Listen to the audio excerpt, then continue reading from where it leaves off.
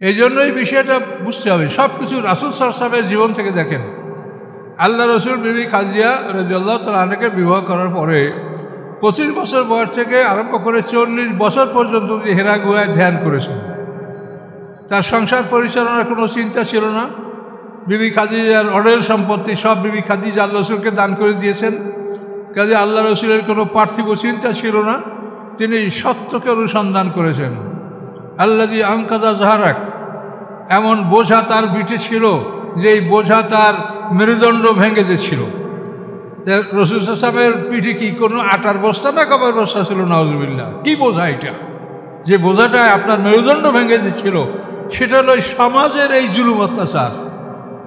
এইটা দেখে যার মন আছে সে ব্যথিত না হয়ে পারে না। বিসমিল্লাহির রহমানির রহিম।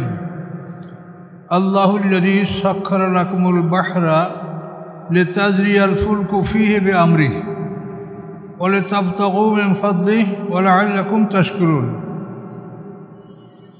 আল্লাহ যিনি অনুগত করেছেন তোমাদের জন্য সমুদ্রকে। সাক্কারা শব্দের অর্থ সাবসার্ভিয়েন্ট, অনুগত, কাজে নিয়োগ করা। তো আল্লাহ তাআলা সমুদ্রকে তোমাদের অনুগত করেছেন যাতে লিতাজরিয়াল ফুলকু ফীহি বিআমরিহি, যাতে নৌকাগুলি তার মধ্যে চলতে পারে আল্লাহর আদেশে। আর ওয়ালিতাবতাগু মিন ফাদলিহি, এবং তোমরা অনুসন্ধান করতে পারো আল্লাহর অনুগ্রহ, অর্থাৎ তোমরা ব্যবসা বাণিজ্য করতে পারো। ওয়ালাআল্লাকুম তাশকুরুন, এবং সম্ভবত তোমরা আল্লাহর প্রতি কৃতজ্ঞতা জ্ঞাপন করবে।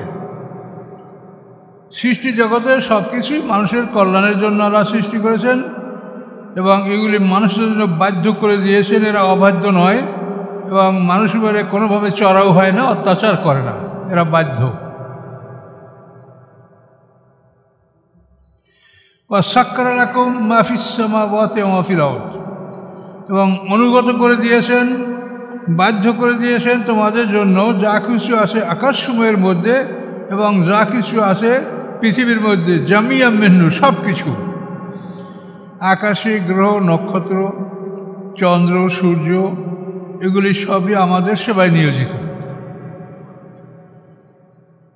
তো এভাবে পৃথিবীতে যা কিছু আছে এগুলি আমাদের সেবায় নিয়োজিত। নদী, সমুদ্র, পাহাড়, পর্বত, আবহাওয়া, সব কিছুই মানুষের সেবার জন্য আল্লাহ সৃষ্টি করেছেন। মানুষ আশরাফুল মাখলুকাত, মানুষের সেবার জন্য আল্লাহ সব কিছু সৃষ্টি করেছেন। আর মানুষ এর বিনিময় আল্লাহর প্রচার, আল্লাহর কথা, আল্লাহর অস্তিত্বের কথা তামাম দুনিয়ায় ছড়িয়ে দেবে যে এই পৃথিবীর মালিক আল্লাহ, এই সমস্ত সৃষ্টি আল্লাহর। কাজে আল্লাহ যে সৃষ্টিকর্তা, তিনি যে একমাত্র উপাস্য, এটা সারা পৃথিবীতে প্রচার করে দেওয়া, এটা হচ্ছে আমাদের চাকরি, আমাদের কাজ। আর আমাদের জন্য আল্লাহ পৃথিবীর সব কিছুকে আমাদের গোলাম, আমাদের অনুগত, আমাদের দাস হিসেবে আল্লাহ সৃষ্টি করে রেখেছেন। ইন্না ফি যালিকা লাআয়াতিন লিকাওমিন ইয়াতাফাক্কারুন, নিশ্চয়ই এগুলির মধ্যে রয়েছে নিদর্শনসমূহ ওই জাতির জন্য যারা চিন্তা ভাবনা করে। এই আকাশ পৃথিবীর সৃষ্টি এবং এদের কার্যক্রম, এটা একটা চিন্তা করারই বিষয়। এই দেখেন যে এতদিন প্রচণ্ড গরম ছিল, দিন প্রায় সন্ধ্যা হতো 7টায়, এখন আস্তে আস্তে কীভাবে দিনটা ছোট হয়ে চলে আসে। বাতাসের গতিটা আল্লাহ কীভাবে ঘুরাই দিবেন, পৃথিবীর কারো সাধ্য না এর কোনো পরিবর্তন সাধন করা, এটা আল্লাহই করেন।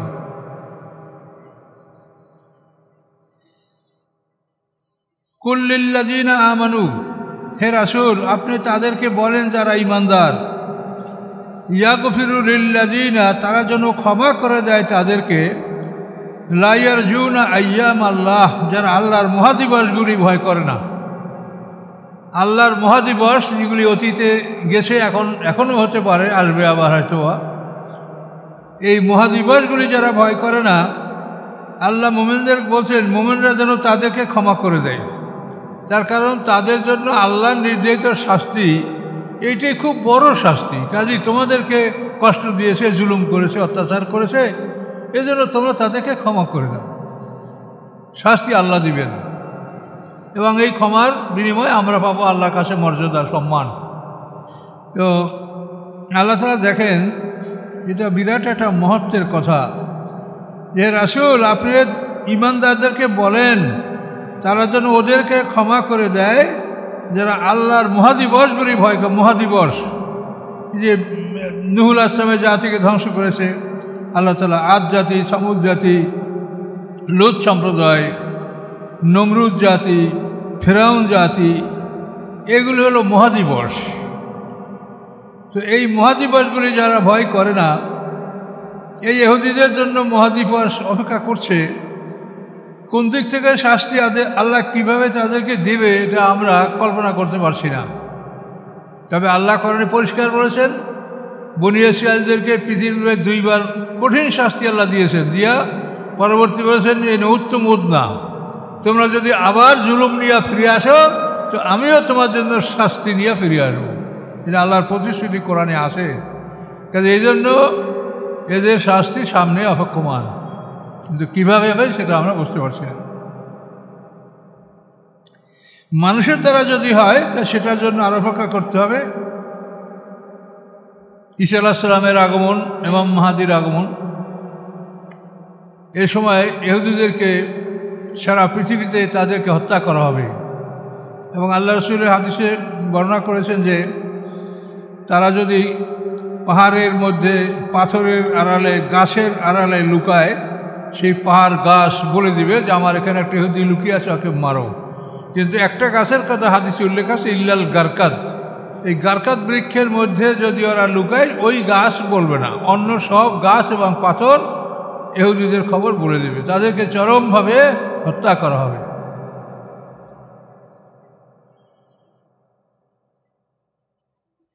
লিয়াজিয়া কওমান বিমা কানু ইয়াকসিবুন, যাতে আল্লাহ তাআলা প্রতিদান দিতে পারেন ওই জাতিকে ওই সব কিছু যা তারা উপার্জন করেছে। কাজে তাদের উপার্জনের প্রতিদানটা আল্লাহই পুরোপুরি দিবেন। কাজে মুমিনরা যেন তাদেরকে ক্ষমা করে দেয়, এটা আল্লাহ তাআলা মুমিনদেরকে বলেছেন। মান আমিলা সালিহান ফালিনাফসিহি, যে ভালো কাজ করে সে তা তার নিজের জন্য করে। আল্লাহর নামাজ, আল্লাহর রোজা না, আল্লাহর কিছু না, এটা আমাদের নিজেদের জন্য আল্লাহ আদেশ করেছেন। করলে আমাদের সওয়াব হবে, না করলে আল্লাহর কোনো ক্ষতি হবে না। এই জন্য আল্লাহ বলেন মান আমিলা সালিহান ফালিনাফসিহি, যে ভালো কাজ করে সে তার নিজের জন্য করে। অমান আসা ফালাইহা, এবং যে খারাপ কাজ করে সে তার বিপরীতে করে, মানে এই খারাপের ফলটা তার বিপরীতে আসবে। লাহু আর আলাইহি দুইটি শব্দ, লাহু হলো পক্ষে আর আলাইহি মানে বিপক্ষে। খারাপ করলে এটা তার বিপক্ষে যাবে। সুম্মা ইলা রাব্বিকুম তুরজাউন, তারপর তোমরা তোমাদের রবের কাছে সবাই ফিরে আসবে। রবের কাছে সবাইকেই ফিরে আসতে হবে। ওয়ালাকাদ আতাইনা বানি ইসরাঈলাল কিতাবা ওয়াল হুকমা ওয়ান নবুওয়াতা, আল্লাহ বলেন নিশ্চয়ই আমি বনি ইসরাঈলকে দান করেছি কিতাব, সেই কিতাবের নাম হচ্ছে তাওরাত। ওয়াল হুকমা, এবং তাদেরকে আমি দান করেছি প্রজ্ঞা, জ্ঞান। আর নবুয়াতা, এবং দান করেছি নবুয়াত, অর্থাৎ মুসা আলাইহিস সালাম রাসূল ছিলেন, তার ভাই হারুন আলাইহিস সালাম নবী ছিলেন, এবং এনাদের ইন্তেকালের পরে আল্লাহ তাআলা বনি ইসরাঈলের মধ্যে বহু নবী পাঠিয়েছেন। বহু নবী আল্লাহ তাআলা বনি ইসরাঈলের মধ্যে পাঠিয়েছেন। ইউসুফ ইবনে নুন, কালেব ইবনে ইউকান্না, তারপরে এর থেকে নিচে বহু নবী বনি ইসরাঈলের মধ্যে আল্লাহ তাআলা পাঠিয়েছেন। বনি ইসরাঈল আল্লাহর পয়গম্বর শিয়া আলাইহিস সালাম, যাকে তারা হত্যা করেছে, তারপর আল্লাহর পয়গম্বর আরমিয়া, যার আমলে বাইতুল মুকাদ্দাস ধ্বংস করা হয়েছে। এভাবে অনেক পয়গম্বর আল্লাহ তাআলা বনি ইসরাঈলের মধ্যে পাঠিয়েছেন। সেই কথা আল্লাহ বলেন যে আমি বনি ইসরাঈলকে দিয়েছি কিতাব, প্রজ্ঞা, নবুয়ত, রাযাকনাহুম মিনাত তাইয়্যিবাত, এবং আমি জীবিকা দান করছি তাদেরকে পবিত্র বস্তু হতে। ওয়াফাদ্দালনাহুম আলাল আলামিন, এবং সম্মানিত করেছি আমি তাদেরকে তাদের সমকালীন সবার উপরে, তাদের যারা কন্টেম্পোরারি, তাদের সমসাময়িক যারা ছিল, তাদের উপরে বনী ইসরাঈলকে আল্লাহ তাআলা সম্মানিত করেছেন। ও আতাইনাহুম বাইয়িনাতিম মিনাল আমরি, এবং আমি দিয়েছি তাদেরকে আদেশের স্পষ্ট বিবরণ, মানে আমি তাদেরকে যে আদেশটা দিয়েছি এটা বাইয়িনাত, উজ্জ্বল প্রমাণ, স্পষ্ট দলিল, এটা কোনো অস্পষ্টতা আমি রাখিনি। এবং আমি তাদেরকে উজ্জ্বল প্রমাণ সহ আমলনামা, কার্যবিধি আমি তাদেরকে দান করেছি। ফামাখতালাফু ইল্লা মিন বা'দি মা জাআহুমুল ইলমু বাগিয়াম বাইনহুম, মতভেদ করে নাই তারা ব্যতীত যে এসেছে তাদের কাছে জ্ঞান, বাগিয়াম বাইনহুম, আপোষে বিদ্রোহবশত। জ্ঞান না থাকার কারণে যদি ভুল করে বা মতভেদ করে সেটা ক্ষমার যোগ্য, যে আমি এইটা বুঝেছি আপনি ওইটা বুঝেছি এইটা বলছেন, কিন্তু বোঝা শোনার পরেও যদি মতভেদ করে এটা ক্ষমার যোগ্য না। আল্লাহ বলেন বাগিয়াম বাইন, বিদ্রোহবশত। এটা আমাদের উম্মতে মুহাম্মাদীদেরকেও আল্লাহ এই একই কথা বলেছেন, যে আমাদের কাছে স্পষ্ট ইলম আসার পরে আমরা আলেম সমাজ বিদ্রোহ করছি। কি প্রয়োজন এতগুলো দলের? কোথায় আপনি যে কোরআনে আমরা তাফসীরগুলো করিয়ে দিতে পাচ্ছেন যে 2 দল ছাড়া কোনো দল আছে আল্লাহর কিতাবে? সব জায়গায় 2 দল। ওই যে জুমার তাফসীরে শুনছেন যে মরা মানুষ 60 এও এক দল, আর জীবিত মানুষ 60 এরা আর এক দল। তো এই তো 2 দল মানুষ 2 দল, মোমেন এবং কাফের। তারা থাকবে ইল্লিন সিজিনে, 2টা জায়গা। বিচারের পরে তারা যাবে জান্নাত জাহান্নামে, 2টো জায়গা। 2 দলের বাইরে কোনো মানুষ নাই। কাজে আমরা যারা দলের মধ্যে দল করছি এটা বিদ্রোহবশত। কে সম্মানিত হবে, কে নেতৃত্ব পাবে? আমি যদি ওই দলের সাথে একমত হই, হয়তো আমাকে নেতা বানানো হবে না, কাছে আমার দল নিয়ে আমি থাকি, বিদ্রোহবশত। এইসব ব্যাপারে ফয়সালা আল্লাহ দেবেন। এগুলি অনেক ক্ষেত্রে এমন পর্যায়ে যাবে যে এর ফলে কারো কারো ইমান প্রমাণিত হবে না, যে ইমানই নাই, এটা প্রমাণ হবে আল্লাহর কাছে। কিন্তু এ ফটো আমাদের দেওয়ার ইখতিয়ার নাই। আমরা যেহেতু আল্লাহ বলছে 2 দল, তারা লা ইলাহা ইল্লাল্লাহ যারা বলে তাদেরকে সবাইকে আমরা মোমেন মনে করি, মুসলমান মনে করি, এবং তাদের কোনো উপকার করতে পারলে আমরা চেষ্টা করব, কিন্তু আমরা কারো বিরুদ্ধে ফতোয়া দিতে যাব না। তার কারণ আল্লাহ এই 2 দলের মধ্যেই সবাইকে রেখেছেন, মোমেন এবং কাফের।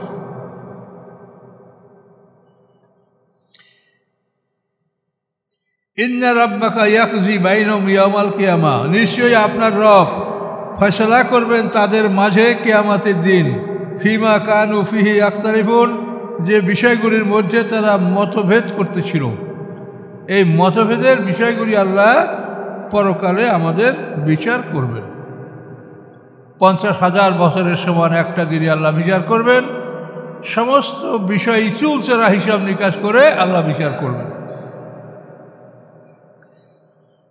আল্লাহ বলেন সুম্মা জাআলনাকা আলা শারিয়াতিন মিনাল আমরি ফাত্তাবি'হা। এই বনী ইসরাঈলদের পরে আল্লাহ বললেন, বনী ইসরাঈলদের নবুয়ত হলো ঈসা আলাইহিস সালাম পর্যন্ত। ইউসুফ আলাইহিস সালাম থেকে আরম্ভ করে ঈসা আলাইহিস সালাম পর্যন্ত হলো বনী ইসরাঈলদের নবুয়তের ধারাবাহিকতা সিলসিলা।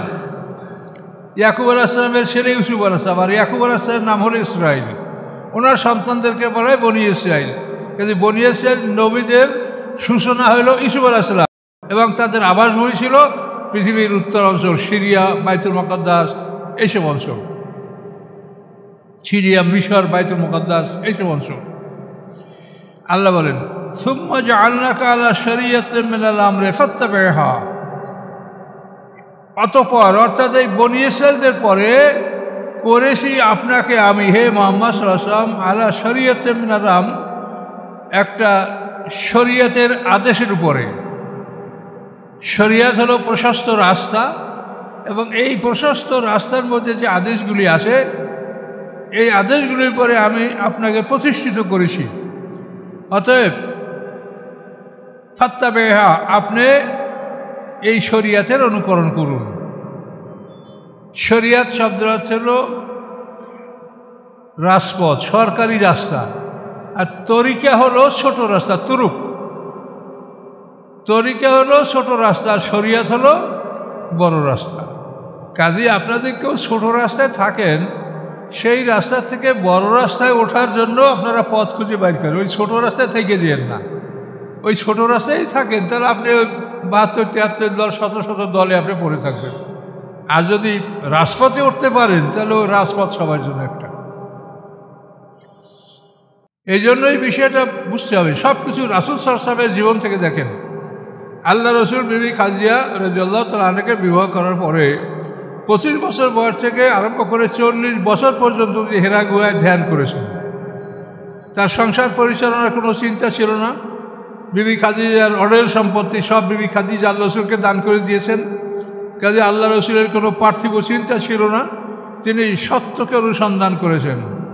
আল্লাযী আনকাযা যাহরাক, এমন বোঝা তার পিঠে ছিল যে এই বোঝা তার মেরুদণ্ড ভেঙে দিচ্ছিল। রাসূল সাল্লাল্লাহু আলাইহি ওয়াসাল্লামের পিঠে কি কোনো আটার বস্তা না কবার বস্তা ছিল? নাউযুবিল্লাহ। কি বোঝা এটা, যে বোঝাটা আপনার মেরুদণ্ড ভেঙে দিচ্ছিল? সেটা হলো সমাজের এই জুলুম অত্যাচার।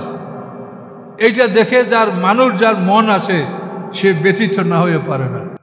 এই যে পেপার দেখেন, গাজায় খাদ্যের জন্য মানুষ হাহাকার করছে, আর এসে সেখানে এগুলি করছে। এর সেইতে পশুর সেইতেও পশু, এগুলি কি কোনো মানুষের মধ্যে? আবার মুসলমানরা গোপনে গোপনে সেই ইসরায়েলের পক্ষে। আল্লাহ সাহায্য কাকে করবে বলেন? কাজে এই মুখোশ সব উন্মুক্ত হবে। যে লেবাসধারীরা, পাগড়িধারীরা, তোমরা আসলে তোমাদের মনের মধ্যে কি ছিল? ইয়াউমা তুবলা সারায়ের, সেই দিন সমস্ত ভেদগুলি পরিষ্কার করা হবে, বের করা হবে। কাজেই মানুষ কোরআন বিশ্বাস করলে তারা এই কাজ করতে পারে না। এখন বিচার আল্লাহর কাছে।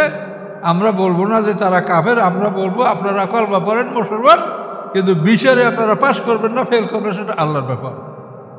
মোমেন হইলেই কি আল্লাহ তাকে পাশ করাবেন? কাদ আফলাহাল মুমিনুন, মোমেন মধ্যে পাশ করবে কারা কারা তা বলছে না? ওখানে 8টা শর্ত দিয়েছে, এগুলি হইলে তুমি পাশ করবে। শুধু নামাজে তোমার কাজ হবে না, সেখানে 17টা পয়েন্ট উল্লেখ করছে আল্লাহ। লাইসাল বিররা আন তুওয়াল্লু উজুহাকুম কিবলাল মাশরিকি ওয়াল মাগরিবি, সূরা বাকারার 177 নম্বর আয়াতে, যে শুধু তোমার পূর্ব পশ্চিমে মুখ ফিরে তুমি নামাজ পড়ে তোমার যথেষ্ট নয়, ওয়ালাকিন্নাল বিররা মান আমানা বিল্লাহি ওয়াল ইয়াউমিল আখির, এখানে 17টা পয়েন্ট আল্লাহ উল্লেখ করছে। এগুলি করতে হবে তোমাকে। আর আমরা তো শুধু নামাজ দিয়েই দুনিয়া, আখিরাত, পরশুরাত, জান্নাত পর্যন্ত একবারে পৌঁছেই দিচ্ছি। এগুলি কাল্পনিক কথা, এগুলি আল্লাহ কোথাও বলেন নাই। আল্লাহ সারা কোরআনে বলেন নাই যে একটা আমলে তুমি জান্নাতে যাবে। সব জায়গায় বলছে কি আমিলুস সলিহাত। এই সলিহাত শব্দটা কি 1 বছর না বহু বছর? বহু বছর। তো এই সলিহাত, ইন্নাল্লাযিনা আমানু ওয়া আমিলুস সলিহাত, যারা ঈমান এনেছে, সমস্ত কর্মগুলি সম্পাদন করেছে, তাদের জন্য জান্নাত। আর আপনারা একটা আমল দ্বারা মানুষকে জান্নাতে পৌঁছে দিচ্ছেন, মানুষকে ফাঁকি দিচ্ছেন।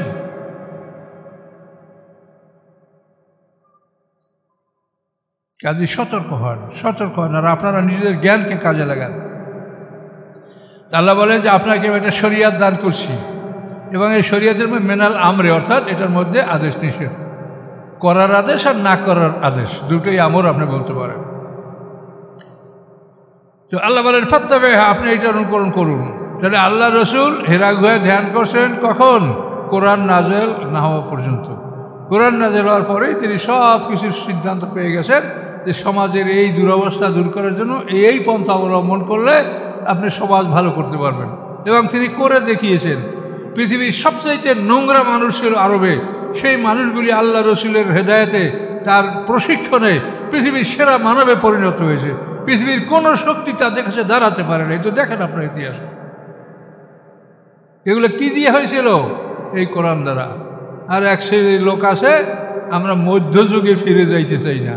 ওনাদের মধ্যযুগটা যে কোনখান থেকে কোনখানে, সেটা আমরা জানতে চাই। আমি আইনের দৃষ্টিতে মানুষ, সেই বইতে আমি এগুলো পরিষ্কার করে বলছি যে আপনাকে মধ্যযুগকে নিয়ে আসলো, আর কত সাল থেকে কত সাল মধ্যযুগ, এটা একটু দেখান আমাদেরকে। শোনে যারা তারাও বোঝেন, আর আপনারা যারা বলেন, বলনে ওনারাও বোঝেন না, খালি বলেন মধ্যযুগ।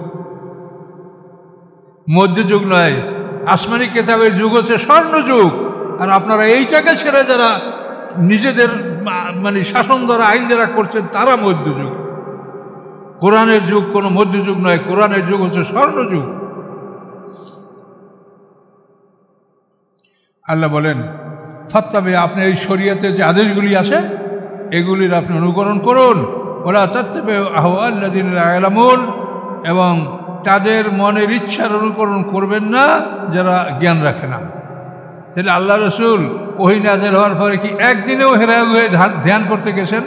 তিনি ডাইরেক্ট শরিয়াত, স্পষ্ট রাস্তা। মেইন রোডে উঠলে কি আপনার গন্তব্যে যাইতে আর কোনো দেরি আছে?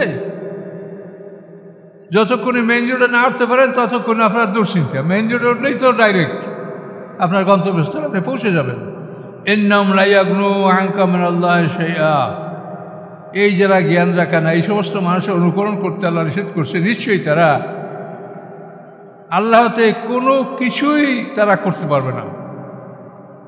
আল্লাহর যে আইন কানুন বিধান শাস্তি যাই কিছু, এর কোনো কিছুরই তারা মোকাবেলা করতে পারবে না, এবং কোনো কিছুর ব্যাপারে তারা কোনো উপকার করতে পারবে না। ইন্নাহুম লা ইয়াগনু আনকা মিনাল্লাহি শাইআ, আল্লাহর পক্ষ থেকে আল্লাহর মোকাবেলায় তারা আপনাকে, এইসব লোক আপনাকে কোনো উপকার করতে পারবে না, কোনো সাহায্য করতে পারবে না। অন্য জালিমিনা বাযুহুম আউলিয়া বায, এবং নিশ্চয়ই যারা জালেম তারা একে অপরের বন্ধু। এই জালেমরা একে অপরের বন্ধু। ফুল দিতে কবরে অমুক দল গেছে, আমরা না গেলে হয় কি? এই যে ফুল দেওয়ার জন্য আপনারা কবরে যাচ্ছেন, এইটা কোন শরিয়াতে আছে বলেন?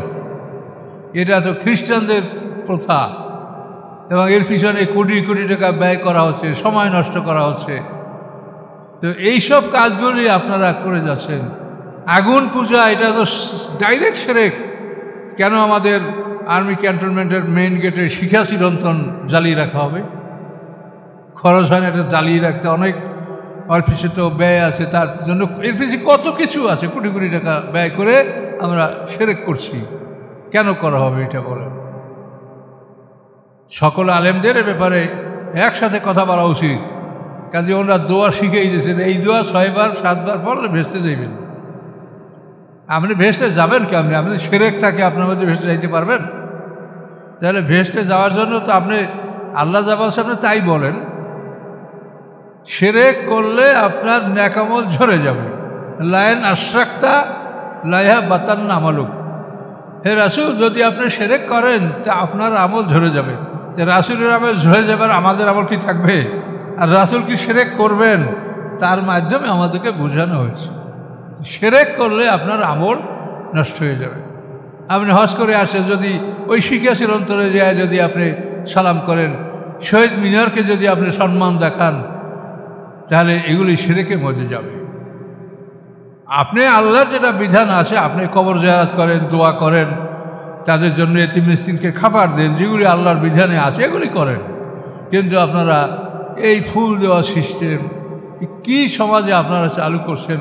আস্তে আস্তে খ্রিস্টান দিকে আমরা ঢুকছি, যেটা আল্লাহ রসুলের হাদিস। আল্লাহ রসুল খুব সুন্দর করে বলেছেন, ইন্নাকুম লা তাত্তাবিউনা সুনানা মান ক্বাবলাকুম। আল্লাহ রসুল বলেন, তোমরা তোমাদের পূর্ববর্তীদের নিয়ম কানুনের অনুকরণ করবে। শেবরান বে শেবরান, জেরান বে জেরান, 1 বিঘাত করে 1 বিঘাত করে 1 হাত করে 1 হাত করে তাদেরকে অংশতে থাকবে। হাত্তালাও দেখালো হুজুরাত দাব্বে, এমনকি তারা যদি গুই সাপের গুহার মধ্যে ঢোকে, লাত্তাবাতুহুম, তোমরা তাদের পিছনে পিছনে গুই সাপের গুহার মধ্যে ঢুকবে।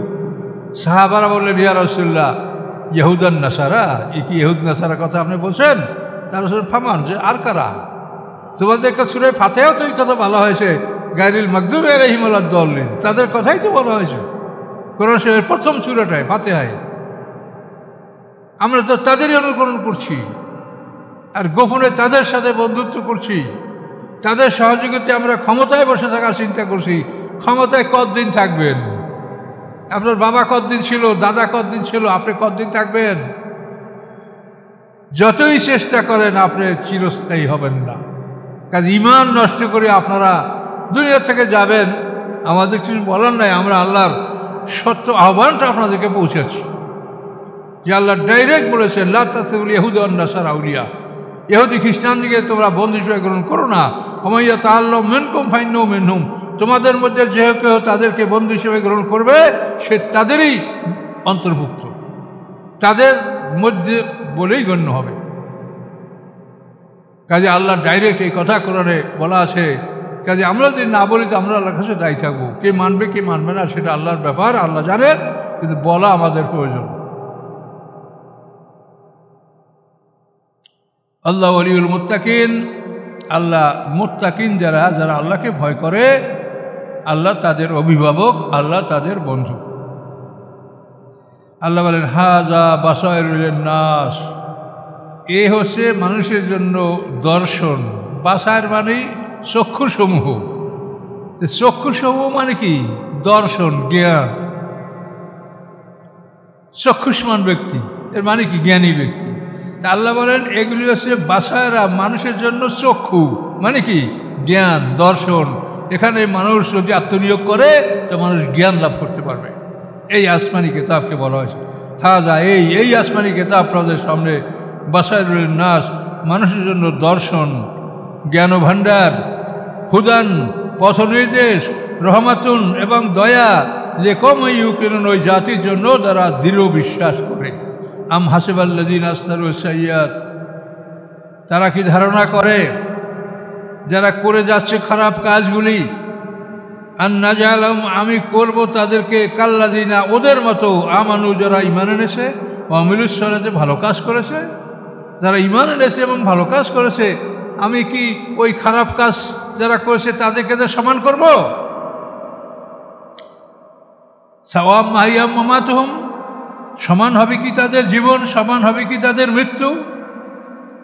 তা হবে না। সামা ইয়াহকুমুন, অতি নিকৃষ্ট যে বিষয় তারা নিজেদেরকে রায় দিচ্ছে, তারা বলছে যে দুনিয়া আমাদেরকে আল্লাহ ভালোবাসেন, এই জন্য আমাদেরকে ধন সম্পদ ইজ্জত দিচ্ছেন, মরার পরে যদি জান্নাত থাকে থাকে তো সেখানেও আমরা পাবো। সেই কথা যাবে আল্লাহ যে যারা ইমানদার, যারা ভালো কাজ করে আর যারা খারাপ কাজ, এই দুজনের হায়াত মৌয়াত ঠিকানা আমি কি এক করবো? কোনোদিন হতে পারে না।